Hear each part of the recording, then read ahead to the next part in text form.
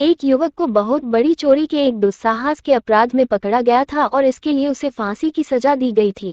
फांसी की सजा इसलिए क्योंकि इस चोरी से पहले उसे 99 बार चोरी के लिए छोटी मोटी सजाएं हो चुकी थी और उसे कहा गया था कि अगर अब वो चोरी नहीं छोड़ता है तो उसे मौत की सजा दी जाएगी।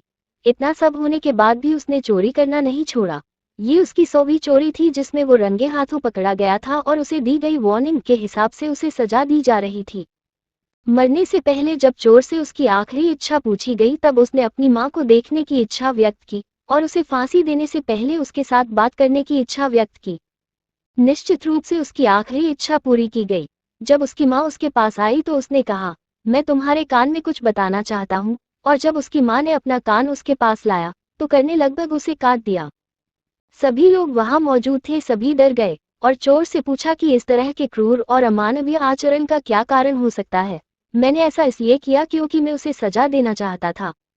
उसने कहा, आज मेरी जो भी हालत है उसके लिए जितना मैं जिम्मेदार हूँ उतनी ही मेरी माँ।